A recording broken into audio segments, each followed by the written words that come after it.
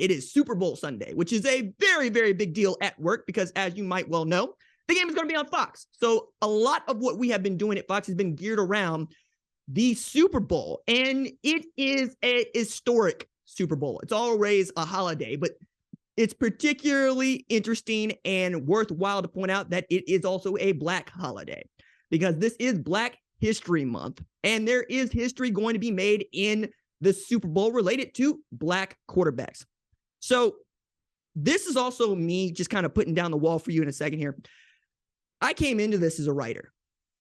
I think that I'm good at speaking out loud because I'm really good at putting down my thoughts, right? And then I can tell you what I think. And frankly, I sit in front of you with a microphone and or on whatever screen you're watching because that's where the people are, right? But in so doing, I read a ton and I was made aware of just what it meant for a Black man to play quarterback in the NFL at a very, very early age. My father's first revealed to me was Randall Cunningham, the ultimate weapon, and just what that meant. And then understanding why it was that Randall Cunningham was talked about in a way that, frankly, others were not, say like Brett Favre, for instance. And I say that to lead you into this. Patrick Mahomes and Jalen Hurts are going to be the first pair of starting quarterbacks who are Black to start in the Super Bowl. This is a game they've been playing for 57 years, and pro football has been around for over 100. But the journey to this moment has been arduous and it has been long and it is worth discussing. So what I'm going to lay out for you first are some facts. Facts, no opinion. I will let you know when I get to my opinion on this, but I need you to know these facts to underscore just how important Sunday will be for me, for Black folks, and for the sport that is pro football, the National Football League.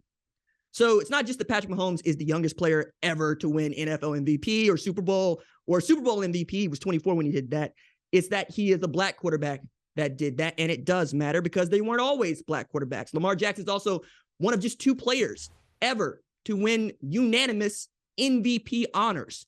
He did this in only his second year in the league. The only other guy to do that is Tom Brady. He did this in 2010.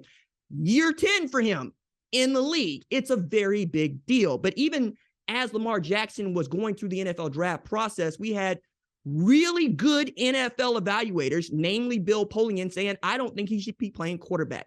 The Ravens had to trade up to go get him in the first round, and he's turned out to be that dude. Patrick Mahomes famously fell in that 2017 draft, and Andy Reid said, I think I see something there, and he went to go get him. But Andy Reid was also the first person to identify that not just that Donovan McNabb was good, but that Mike Vick could come out of prison and still hit you for 6 tutties and 300 yards through the air as a starting quarterback in the NFL.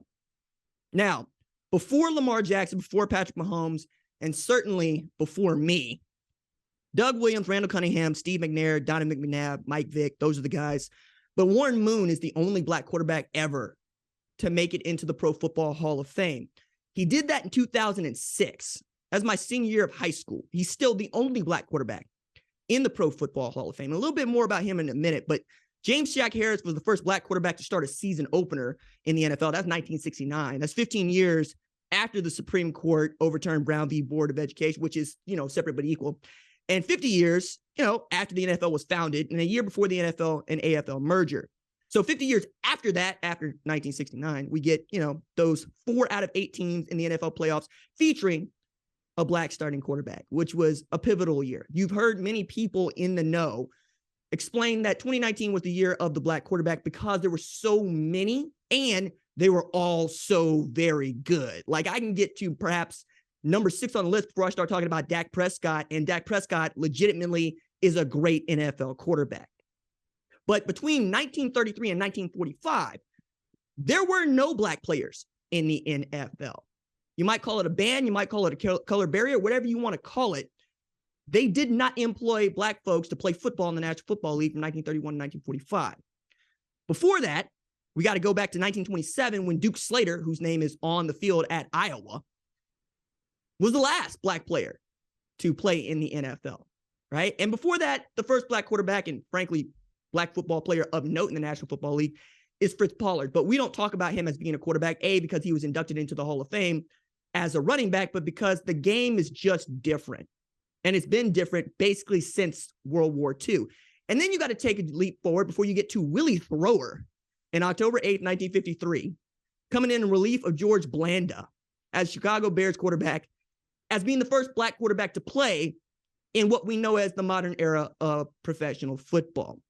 Willie Thrower was also an outstanding player out of Pennsylvania. He had offers from everybody until they found out he was black. Georgia, Miami, all turned him down when they found out he was black. Only Michigan State kept their word about offering a scholarship. And I'll never forget this because I read this note, and coach at the time, who preceded Duffy Daughtry, said, you know, I don't see a black quarterback or any sort of colored quarterback. I see somebody that can throw the ball 60 yards through the air, which is 59 yards farther than anybody else can throw in this room, which I really love, because to say that in 1952 on a national championship Michigan State team is a very big deal. And it also underscores what I'm going to repeat to you, which is in each one of these instances, it has taken usually a white man to go to bat for a black man just to get an opportunity. That's been true in my life. It's certainly true in the lives of these quarterbacks that I'm going to talk with you about. But Willie Thrower is the first one of those guys that we had to mention and talk about. But also, just since we're in college for a second here, I want to add that Wisconsin had its first black quarterback in the Big Ten and was the first to field a black quarterback in the Big Ten in 1956. His name is Sidney Williams Jr. You also had Sandy Stevenson, who played quarterback at Minnesota, led them to a Rose Bowl berth and a national championship in 1960. Jimmy Ray II famously led perhaps the first integrated team to win a predominantly white institution, predominantly white institution national championship with a black quarterback. And I mention that because Jimmy Ray never got an opportunity to play quarterback in the NFL, even as he was outstanding at Michigan State. You also got to keep going and look at Chuck Ely, who I've spoken about on the show, who I wrote about at Fox Sports, who finished his entire career, 3 years at Toledo, undefeated, and only last year got inducted into the College Football Hall of Fame. He never got an opportunity to play quarterback in the NFL. He had to go to the CFL like many other black quarterbacks and frankly other quarterbacks to get an opportunity to play the position that he'd been playing for most of his life. The SEC didn't field a black quarterback until 1972 when Tennessee tapped, I kid you not, Condredge Holloway. And that was 5 years after Nate Northington integrated the SEC at Kentucky, and he paid a dear price for it in 1967. The first black quarterback was not even selected in the number one overall until 2001, and was Mike Vick, and nobody could deny that Mike Vick was the moment. And to play Madden is to play with Mike Vick. That is how he became who he is to many of us. And there are so many guys that I would play against for which you just weren't allowed to pick Vick or the Falcons because he was that much of a cheat code in the game. So we get to the first black MVP not long after that, Steve McNair, 2003. And then, of course, I mentioned, just what the Hall of Fame has done, but Tony Dungy also has had so much to say about this, and he's felt so good at what iteration we've seen. Because Tony Dungy played quarterback at Minnesota. He was good. Team MVP there. When he got drafted, he didn't. The NFL draft came and went. He didn't go. He wanted to play quarterback. They said, we're not going to draft you at quarterback. He signed as an undrafted free agent with the Pittsburgh Steelers, played safety there. But he did see a guy named Joe Gilliam Jr. show up. And Joe Gilliam Jr. played quarterback at Tennessee State, followed Eldridge Dickey, who also was pretty doggone good at Tennessee State, whom I've written about at Fox Sports.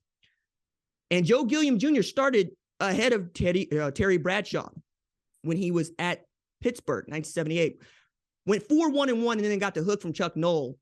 Not because he was bad, but it's like Lincoln Riley pulling Spencer Rattler in 2021 for Caleb Williams.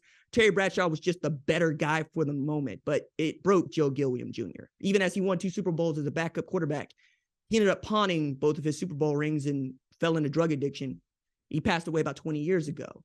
It's not unlike the story of Marlon Briscoe, who became the first black quarterback to, play for the Denver Broncos, right? Along with the Buffalo Bills there for a little while, but never really got the opportunity to just keep the job and was moved back to wide receiver by Lou Saban. Got traded to Miami where he was wide receiver on one side. Paul Warfield was the wide receiver on the other. And They won 2 Super Bowls with the Miami Dolphins, including that 72 undefeated team. But Marlon Briscoe fell into a deep depression, picked up a drug addiction, and also ended up pawning both of his Super Bowl rings. These stories are terribly important. And this is where we get to my opinion. I'm not telling you these tragic stories and heaping on this trauma for the sake of the struggle, because Lord knows that I know all too well about the struggle. I wrote a book that is about the Tulsa Race Massacre because these things matter so much to me. I realize that a lot of my appeal in this space, and frankly to anybody that speaks to me, is my passion for things and how emotional I can sometimes be about what I believe and why I believe it. It kind of shrouds, I think sometimes, I went to school for this stuff, you know, to be an English professor, to teach writing, to teach literature and history. But that also spurs from a moment in which my grandmother was my biggest champion growing up. My grandmother is civil rights royalty. She sued the state of Mississippi for voting rights reapportionment, and she won, and she also paid a dear price for it. She was blackballed out of her business, a Black woman who owned her own beauty salon. Nobody wanted to patronize her because they feared what might happen to them if they supported my grandmother, who just stood up for Black folks in their right to vote. That is the struggle. That is trauma.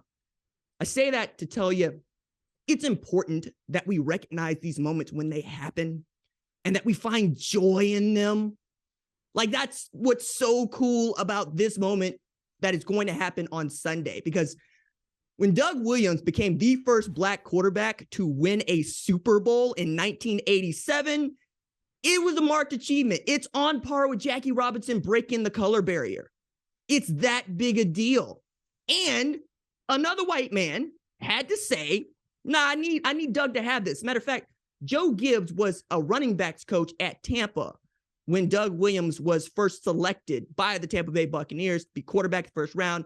Didn't really get the job, but he was getting berated by his quarterbacks coach, just up and down. MF this, MF that. Joe Gibbs would sprint down the sideline to tell his quarterbacks coach, if you yell at him again, I'm going to fight you, because he's a rookie and he's learning like everybody else. Stop yelling at him. Years later, my man, Doug Williams, even went to the USFL to play for the Oklahoma Outlaws, which were once in Tulsa, Oklahoma, eventually moved out of Arizona and so forth, so on. Came back to play for the Washington football team when Joe Gibbs was head coach. Now, at the time, Jay Schroeder was the guy, and he was pretty much cemented as the guy, and Doug Williams wanted to be his starting quarterback, and he was getting ready to get traded to what was then the Oakland Raiders. And Joe had made the trade. He told Doug that he was going to go, and at the 11th hour, he changed his mind, and he was smiling about it. Doug Williams was not happy about it. He's a Grambling State legend, all right? He finished fourth in the Heisman Trophy voting in 1978, okay? He wanted to be a starting quarterback, and he'd earned that. So going into the 86 playoffs, Joe Gibbs made a move. He just decided that Jay Schroeder wasn't good enough for them to go where they wanted to go, and that he needed to throw Doug Williams into the fire. And they rode Doug Williams through to the 1987 Super Bowl, where he put together one of the greatest performances in a single quarter ever by anybody. He had 300 yards passing and 4 TDs in second quarter in a 42-10 destruction of John Elway's Denver Broncos. He ended that game with 340 yards through the air, 4 TDs and a pick. Outstanding. And that in and of itself put to bed whether or not a Black man could lead a team to a championship, because he just done it. And for him to come out of an HBCU was even bigger. Now, he has since become an outstanding coach in his own right at Grambling and went to go work for the Washington football team as a senior advisor and scout. But what he will be forever is that moment. And that happened when I was born. I wasn't around for it. I was born in 87. That game was played in January of 87. And now, 36 years later, I'm doing this job as a full-grown adult. And we are still witnessing Black history in Black History Month. And each time that it happens, I make a point to celebrate it, because this is what the struggle is about. It's for Patrick Mahomes and Jalen Hurts being able to play against each other. And for me to know that, one, I ain't had a team in the Super Bowl since, the late 90s and hadn't had a team make a championship game, Dallas Cowboys. in the 21st century. So I can't lose either way, but I sincerely am going to win on Sunday. And we're going to win on Sunday because this is yet another milestone that we get to overcome. That is right on time, quite honestly. I mean, Beyonce became the most decorated Grammy Award winner of all time last Sunday. Viola Davis finished her EGOT. There are only 18 people in history who have won an Emmy, a Grammy, an Oscar, and a Tony, and she got there on Sunday. Yours truly is up against her for the best book in the nonfiction literary category by the NAACP Image Awards, and I'm not going to be mad if I lose to the GOAT, okay? We're also at a moment where we're going to see the first Black woman be an assistant coach in a Super Bowl. Autumn Lockwood is a strength and conditioning coach for the Philadelphia Eagles, and Tulsa native, Booker T. Washington alumna, Nicole Lynn represents Jalen Hurts, which means she is the first Black woman to represent a starting quarterback in the Super Bowl. Shout out to her husband, Gabe, I stayed in the same apartment complex, went to school, get my master's with him as she was in law school in Norman at the same time. And it's just been so much fun to see their journey together. And homegirl is running Clutch Sports' football operation now. These moments don't happen as often as I would want them to. They certainly don't happen in, well, let's call it an avenue in which I operate, which is football. So when they do happen and we get first, I'm going to acknowledge it. I hope you will too. But we should also acknowledge it's going to be so much fun to see two Big 12 quarterbacks in the Super Bowl, knowing that the Big 12 will have its second Super Bowl, right? 4 years. All because, yeah, a couple of Black quarterbacks earned their way to that spot. Thank you for watching the #1 college football show. Please remember to subscribe to the channel and like this video so that you don't miss any of the best college football coverage in America.